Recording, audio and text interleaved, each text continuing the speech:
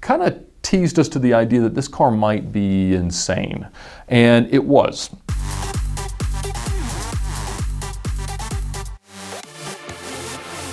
In the weeks leading up to the 2010 Paris Auto Show, Lamborghini kept releasing these teaser images of zoomed up small portions of a carbon fiber car with some red accents on it. And at the time we were about done with the Lamborghini Murcielago, and so we assumed it was the V12 successor.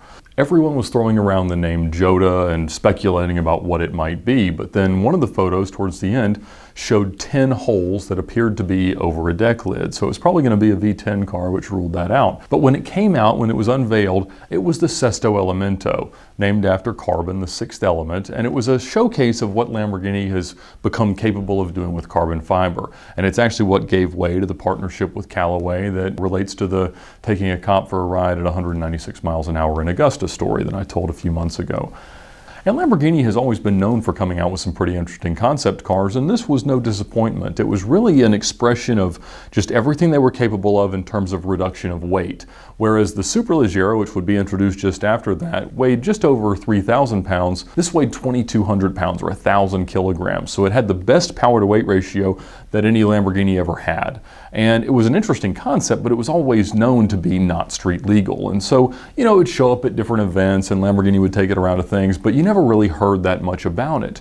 But very quietly in the spring of 2013, Lamborghini sent us a kind of a request as dealers that if we had a single customer or so that we thought might be interested in a Sesto Elemento, that we could invite them to a very private track event at Spring Mountain near Las Vegas in Pahrump, Nevada. And at the time, Lamborghini had just finished the production and sale of the 3 Veneno coupes. One had gone to a collector in Miami, one to the new owner of Lamborghini Long Island, and one to someone in East Asia.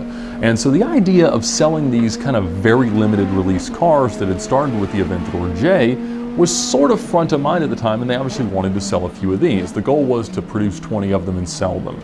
And so they asked us who we had, and I submitted a couple of names, and they were approved to come to this event. And these were guys that were buying brand new Lamborghinis. Obviously, we had a great relationship with them in terms of the production cars, and so I invited them out to Las Vegas. It was, as Lamborghini tends to do, just a magnificently put together event. I mean, they know how to throw a party, they know how to put on a great dinner, and they know how to make you feel like you're part of something truly special, because the brand really can cater to these types of buyers, these types of collectors in a brilliant way. Obviously, the Centenario since then has been a very good success, and the cars they make, while not exactly like world-beating hypercars, have tremendous amounts of very, very special aspects to them that warrant the price, and generally the long-term value is sort of retained.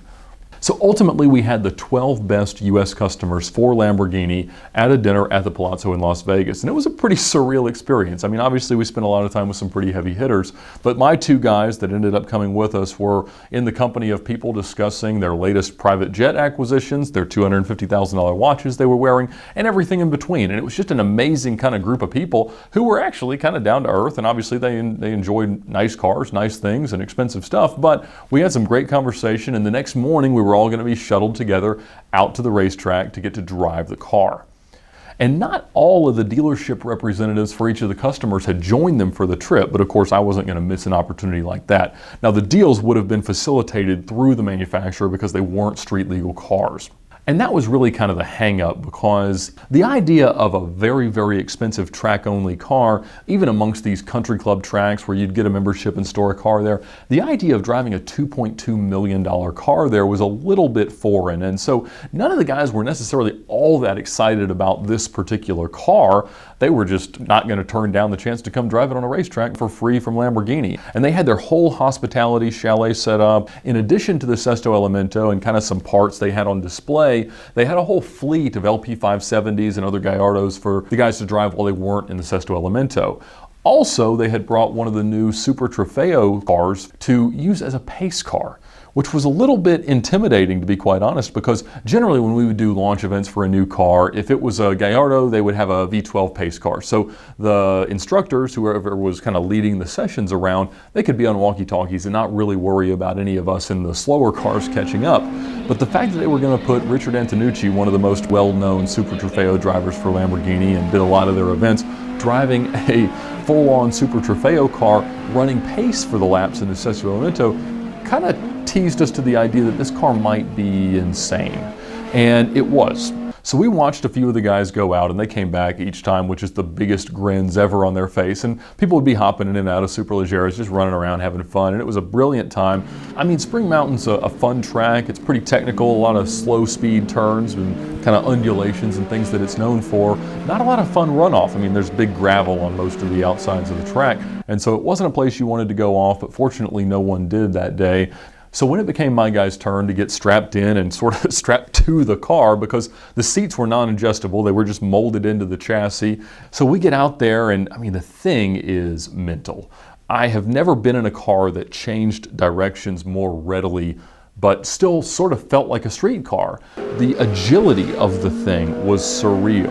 I mean, anything you did with the steering wheel was immediately met with a response from the behavior of the car, and the acceleration was ferocious. They had stated that the car would go 0 to 60 in 2.5 seconds, and for a single clutch car, that's pretty insane, particularly since it just had 570 horsepower. Because what the car really was an LP570 Superleggera with nothing that weighed anything. Obviously no radio, no air conditioning, but also no safety systems. So it had no emissions equipment, it had no airbags, no crash bumper, anything for pedestrian safety. I mean, it was all built out of carbon fiber, even down to the suspension components. And so pretty much if it wasn't rubber or plastic for glass, it was made of carbon. And it was just an unbelievable thing to kind of be around, still small like a Gallardo or like a Huracan now, but just amazing to really behold the craftsmanship and the precision that went into it. And it was really a testament to the new carbon fiber capability that Lamborghini had as a company.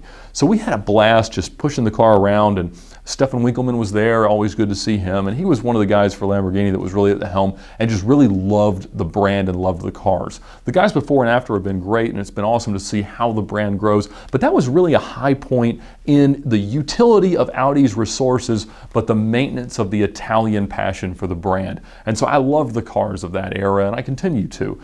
So as we talked around to everyone there about their impressions of the car, it was pretty much a uniform, holy cow, this is the craziest thing we've ever been in. But at the same time, I didn't see many hands raising to start writing checks. There were some discussions of, well, I'll buy it if it can, get an adjustable suspension so I can get it onto my trailer or drive it around on my driveway or anything like that. Or, I really do have to have it street legal. So if you can do that, I'll buy one. And so they only wanted to build 20. And I don't really think any of the guys there bought one. They could have without my knowledge, but not that I heard about at least. And at the end of the day, the car was unbelievable. Everyone's impression, not only of what that car was, but of what the brand was capable of, was obviously very positive.